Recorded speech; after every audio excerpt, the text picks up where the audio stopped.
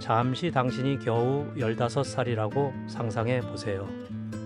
그때까지 당신의 삶은 어머니의 미소, 밤에 듣던 이야기, 가슴 속에서 싹트기 시작한 작은 꿈들로 가득했습니다. 하지만 어느 날 이 모든 것이 사라집니다. 당신은 집에서 끌려나와 낯선 말을 하는 남자들에게 붙잡히고 물건처럼 수레에 던져져 먼지투성이 길을 따라 당신이 선택하지 않은 목적지로 실려갑니다. 궁궐 문이 열릴 때 당신 앞에 펼쳐진 세상은 동화 같습니다. 황금벽, 향기로운 정원, 대리석 기둥이 있는 홀, 그리고 하늘거리는 베일처럼 천장에서 내려오는 손수 수놓은 직물들. 사람들은 그곳이 천국이라고 속삭입니다. 하지만 당신의 내면은 모든 것을 부정하며 소리 지릅니다. 그곳은 집이 아닙니다. 황금우리이자 아름다움이 특권인 동시에 저주가 되는 감옥입니다. 모든 빛나는 비단 뒤에는 억눌린 눈물이 있습니다. 모든 우아한 춤 속에는 즐거움을 주기 위해 훈련된 몸이 있습니다. 술탄의 하렘에서는 소녀로서 존재할 공간이 없습니다. 오직 하나의 물건이 될 공간만 있을 뿐입니다. 그리고 살아남고 싶다면 당신이 누구였는지 잊어야 할 것입니다. 울고 싶어도 웃어야 할 것입니다. 당신과 같은 다른 이들이 흔적도 없이 사라지는 것을 보면서도 당신의 감옥에 감사하는 법을 배워야 할 것입니다. 왜냐하면 그곳 사치와 침묵 속에서 유일한 확실성은 당신의 삶이 더 이상 당신의 것이 아니라는 점이니까요. 수세기 동안 서구 세계는 오스만 하렘을 이국적이고 쾌락적이며 사치스러운 상징으로 낭만화했습니다. 향수와 부드러운 음악에 둘러싸여 쿠션에 기대어 누워있는 여성들의 이미지가 그림, 책, 환상을 가득 채웠습니다. 그러나 진실은 상상으로 그려진 그 시나리오와는 거리가 멀었습니다. 술탄의 하렘은 실제로는 소녀들을 순종적인 죄수로 만들기 위해 만들어진 세심하고 무자비한 장치였습니다. 그것은 황금과 침묵으로 닦아낸 국가적 성노예 제도였습니다. 어린 소녀들을 얻는 방식부터 궁궐에서 그들의 생애 마지막 날까지 모든 세부 사항은 굴복시키고 통제하며 착취하기 위해 신중하게 설계된 시스템의 일부였습니다. 이 여성들은 열정으로 선택된 연인이 아니라 제국의 보호와 직접적인 명령 아래 운영되는 인신매매 네트워크의 희생자들이었습니다. 밖에서 보면 모든 것이 웅장해 보였습니다. 웅장한 건축물, 반짝이는 보석, 눈부신 의복. 그러나 내부에는 심리적 고문, 끊임없는 감시, 그리고 절대적인 고립의 일상이 숨겨져 있었습니다. 첩들은 정체성, 과거, 의지를 박탈당했습니다. 한 남자의 오락을 위해 만들어진 물건으로 변모하여 어떤 공감의 흔적이라도 약점으로, 그리고 많은 경우 죽음으로 이어질 수 있는 치열한 경쟁 체제에 복종했습니다. 하렘은 단순히 물리적인 공간이 아니었습니다. 수천 명의 여성들이 매일 관심, 안전, 존엄성의 부스러기를 위해 싸웠던 조용한 전쟁터였습니다. 그들 대부분은 술탄의 손길조차 받지 못했을 것입니다. 그럼에도 불구하고 그들은 웃고 춤추고 완벽하게 자신을 바쳐야 했습니다. 어쩌면 결코 오지 않을 순간을 위해 끊임없이 준비하며 살았습니다. 그리고 이 모든 것은 공식 역사의 맹목적인 시선 아래에서 일어났습니다. 하렘으로 가는 여정은 궁궐문 훨씬 전부터 시작되었습니다. 멀리 떨어진 마을, 순수함이 아직 피어나던 겸손한 집들에서 시작되었습니다. 이슬람 율법에 따라 무슬림 여성을 노예로 삼을 수 없었던 오스만 제국은 국경의 기독교 인구로 외과적인 정밀함으로 눈을 돌렸습니다. 무작위적인 선택이 아니었습니다. 정치적, 경제적 결정이었습니다. 조지아인, 체르케스인, 우크라이나인, 알바니아인, 그리스인과 같은 민족은 제국을 위한 인신매매 조직의 체계적인 표적이 되었습니다. 납치 작전은 무질서한 약탈이 아니었습니다. 군사 작전의 엄격함으로 조직된 임무였습니다. 아름다움은 절대적인 기준이었습니다. 섬세한 얼굴과 깨끗한 피부를 가진 8세에서 14세 사이의 소녀들을 원석처럼 다듬어지기를 기다리는 다이아몬드처럼 찾았습니다. 많은 경우 강압을 사용할 필요도 없었습니다. 제국은 조종할 줄 알았습니다. 사치스러운 삶, 교육, 특권에 대한 약속으로 많은 부모들은 자발적으로 딸을 넘겨주도록 설득되었습니다. 그들은 궁궐이 보호와 미래를 제공할 것이라고 믿었거나 믿고 싶어 했습니다. 하지만 그들은 아이들을 침묵 속으로 제도화된 성노예 상태로 넘겨주었습니다. 크림반도는 이 작전의 핵심이 되었습니다. 그곳에서 인신매매는 정교했습니다. 가장 아름다운 소녀들은 외교적 선물처럼 다뤄졌고 엄선되어 충성과 명성의 상징으로 술탄에게 바쳐졌습니다. 이 네트워크는 은밀하지 않았습니다. 공식적이고 조직적이며 국가의 축복을 받았습니다. 상인들은 자랑스럽게 자신들의 상품을 선보였고 모든 강제된 미소 뒤에는 억눌린 비명이 숨겨져 있었습니다. 궁궐로 보내진 소녀 한 명 한 명마다 윤영이가 빼앗기고 가정이 파괴되며 정체성이 망각으로 사라졌습니다. 그것은 돌아올 수 없는 길의 시작이었고 거의 아무도 돌아오지 못했습니다. 이스탄불까지의 여정을 견뎌낸 소녀들에게 악몽은 이제 막 시작되었습니다. 궁궐에 도착했다고 해서 안전을 의미하는 것이 아니라 인류 역사상 기록된 가장 잔인하고 굴욕적인 선별 과정 중 하나를 거쳐야 한다는 것을 의미했습니다. 아름다움 때문에 선택되었던 소녀들은 이제 그들을 물건으로 격화시키는 검사를 통해 자신들의 가치를 증명해야 했습니다.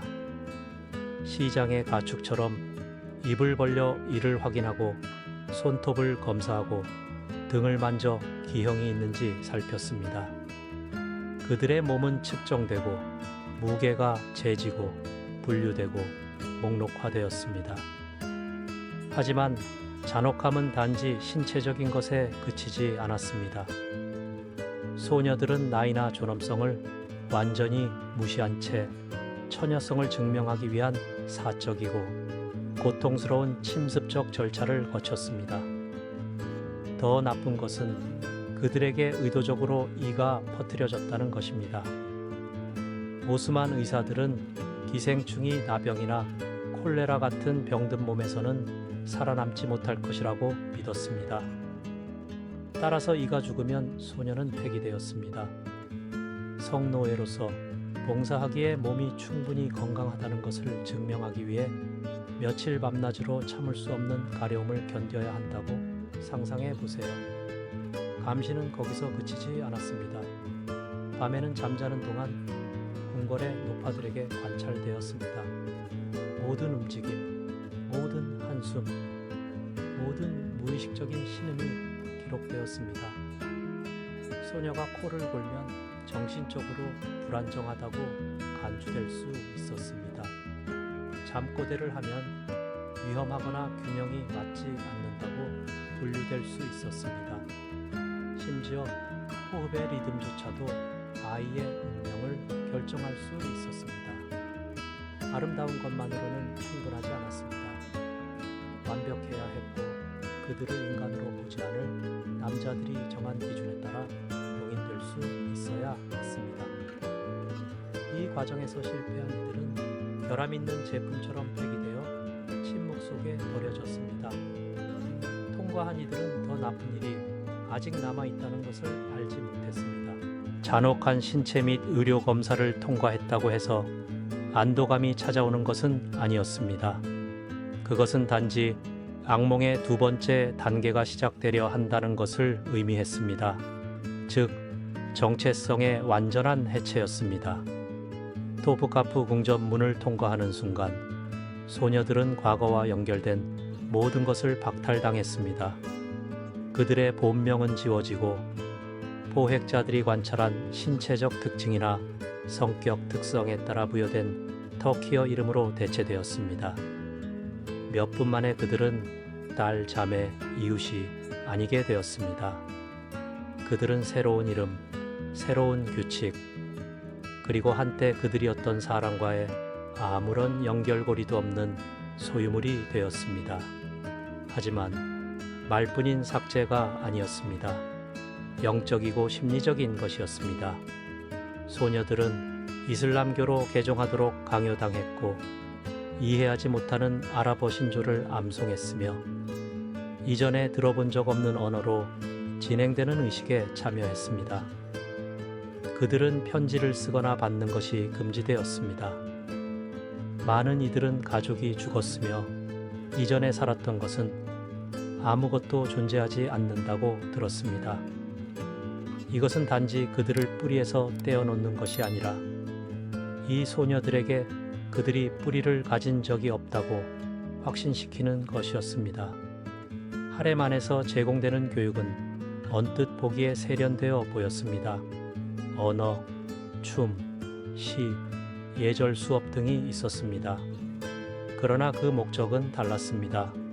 배우는 모든 단어, 기억하는 모든 멜로디, 연습하는 모든 동작은 단 하나의 목표를 가지고 있었습니다. 즉, 이 젊은 여성들을 쾌락과 복종의 도구로 만드는 것이었습니다. 이 맥락에서 문화는 무기였습니다. 고양시키는 대신 개성을 파괴하고 그 소녀들의 새로운 버전, 유용하고 순종적이며 장식적인 버전을 구축하는 데 사용되었습니다.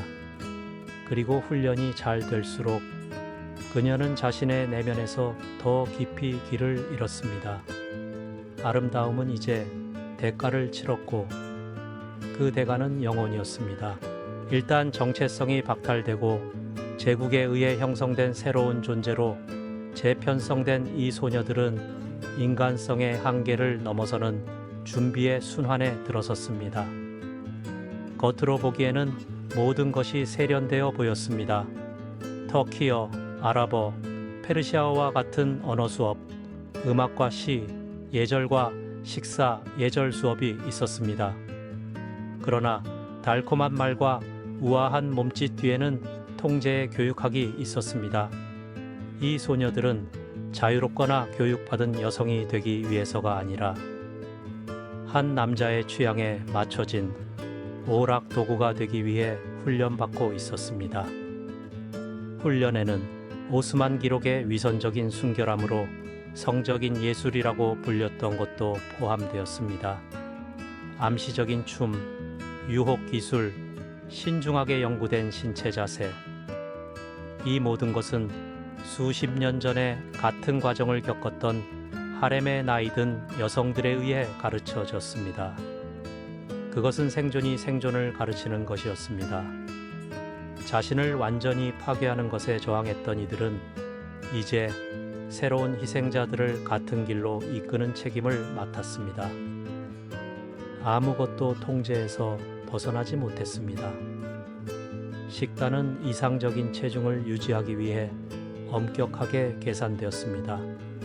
신체 운동은 유연성과 우아함을 보장하는 것을 목표로 했습니다. 목욕조차도 황실의 명령에 따라 빈도와 온도가 결정되어 감독되었습니다. 소녀의 몸의 모든 세부사항, 피부부터 호흡까지 감시되고 조정되고 형성되었습니다. 술탄은 아직 그 젊은 여성들을 보지도 못했지만 그들은 이미 완전히 술탄의 것이었습니다. 더 나쁜 것은 감정적 조건화였습니다. 하렘의 논리는 모든 작은 보상을 통제 수단으로 만들었습니다. 더 고운 직물, 더 맛있는 식사, 더 부드러운 베개. 이 모든 것은 모범적인 복종을 보여주는 이들에게만 주어졌습니다. 그리하여 연대는 약점이 되었습니다. 공감은 위험이 되었습니다. 살아남는 유일한 방법은 경쟁하는 것이었습니다. 그리고 이기기 위해서는 내면에서 자신을 지워야 했습니다. 하렘 안에서는 훈련, 정체성 말소, 끊임없는 감시 속에서 살아남는 것만으로는 충분하지 않았습니다. 여전히 엄격한 여성 카스트 제도가 있었습니다. 조용하고 잔인하며 숨 막히는 피라미드였습니다. 하층부에는 오달릭이 차지했습니다. 새로운 젊은 여성들은 언젠가 계층을 오를 것이라는 막연한 희망을 품고 단순한 집안일을 수행했습니다. 그들은 보이지 않는 하녀였으며 그들 중 많은 수는 평생 술탄에게 한 번도 보이지 않았습니다. 그 위에는 궁궐의 개인 비서인 게디클리스가 있었습니다. 이들은 권력의 핵심과 약간의 접촉은 할 수 있었지만 여전히 진정한 명예와는 거리가 멀었습니다. 운이 좋으면 그리고 많은 순종을 통해 일부는 구주대, 즉 총애받는 여인이 되었습니다. 이 여성들은 아마도 술탄과 잠자리를 함께 했을 것입니다. 그러나 이러한 특권조차 대가를 치렀습니다.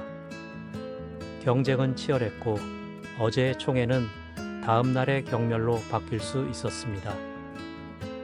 피라미드의 꼭대기에는 아들을 낳은 공식적인 아내인 하세키 술탄이 있었습니다. 그녀의 지위는 높았지만 희생이 없지는 않았습니다. 아들이 특정 나이에 도달하면 그녀는 아들과 함께 멀리 떨어진 지방으로 보내져 궁정에서 고립되고 이전의 모든 삶에서 추방되었습니다. 그리고 이 모든 여성들 위에 발리데 술탄, 즉 재위 중인 술탄의 어머니가 있었습니다. 그녀는 부와 영향력, 존경을 받았는데 거의 모든 여성에게는 도달할 수 없는 자리였습니다. 이 계층 간의 경제적 차이는 엄청났고 계산된 것이었습니다. 오달리기 하루에 40아스퍼를 받는 동안 발리데 술탄은 3,000아스퍼를 벌 수 있었습니다. 그러나 돈보다 주요 화폐는 관심이었습니다. 그리고 관심은 드물고 한정적이며 위험한 것이었습니다. 이러한 구조는 편집증적인 분위기를 조성했습니다. 모든 몸짓이 관찰되었습니다. 모든 미소가 측정되었습니다. 그리고 한 계단, 한 계단 올라갈수록 추락은 더욱 가혹해졌습니다. 하렘에서는 성공조차도 형벌이 될 수 있었습니다.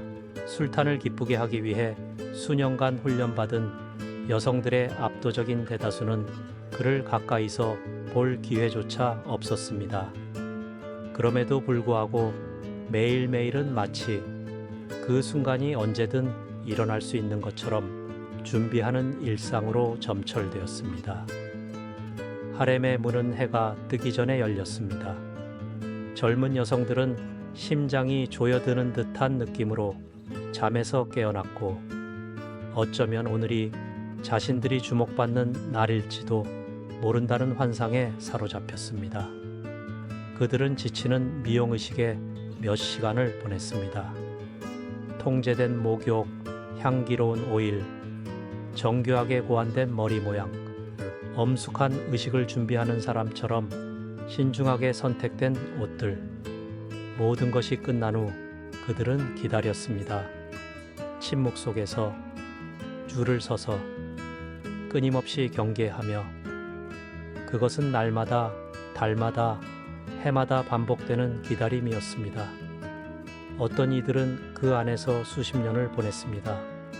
비단 침대에서 늙어가고 메마른 사치에 둘러싸인 채 외부 세계와의 모든 연결을 잃었습니다. 그들은 처녀로 외롭게 잊혀진 채 죽어갔고 자신들을 집에서 끌어낸 목적을 결코 달성하지 못했습니다. 그러나 진정한 형벌은 외로움이 아니었습니다. 그것은 희망의 짐이었습니다. 매일 아침 상승할 수 있는 희미한 가능성이 그들을 순종적으로 만들었습니다. 수백 명의 다른 여성들과의 조용한 경쟁은 불안감을 부추기고 정신을 좀 먹었습니다. 왜냐하면 하렘에서 기다림은 휴식이 아니었기 때문입니다. 그것은 영원한 형벌이었습니다. 그리고 유일한 확실성은 그들의 유일한 통화인 젊음이 거울 앞에서 날마다 고갈되고 있다는 것이었습니다. 하렘이 황금 감옥이었다면 그 징계 체제는 심리적, 물리적 공포의 장이었습니다. 규칙은 명확하지 않았지만 결과는 분명했습니다. 잔혹하고 즉각적이며 종종 불균형했습니다. 잘못 해석된 시선, 때 아닌 한마디 말, 심지어 무의식적인 몸짓만으로도 본보기적인 처벌을 유발하기에 충분했습니다. 20세의 여성이 5년간의 고립으로 이미 지쳐 있었는데 환관 경비를 2초 더 바라보았다는 이유로 고발당했다고 상상해 보세요. 그것만으로도 흑인 환관장, 즉 두려운 하렘 아가씨 앞에 끌려가기에 충분했습니다. 그는 하렘 여성들의 삶의 모든 면에 대해 절대적인 권력을 행사했습니다. 처벌은 생가죽 채찍으로 50대의 매질일 수 있었고, 이어서 물과 음식 없이 어두운 감방에서 3일간 지내야 했습니다. 그러나 물리적 처벌은 단지 표면에 불과했습니다. 제국은 영혼을 서서히 타락시키는 조용한 고문을 훨씬 더 능숙하게 다루었습니다.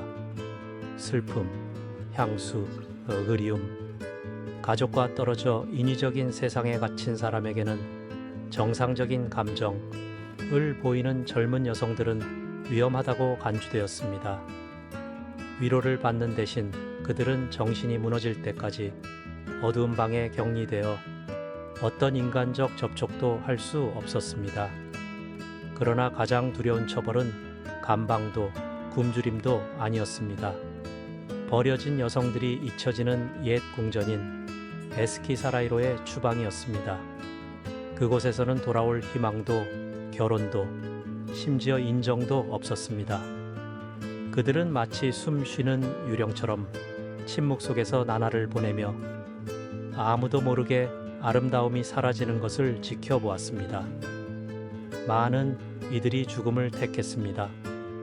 어떤 이들은 거울 앞에서 스스로 목숨을 끊었고, 어떤 이들은 음식을 거부했으며, 어떤 이들은 단순히 미쳐버렸습니다. 하렘에서는 처벌이 예외가 아니었습니다. 그것은 모두가 알아야 할 보장이었습니다.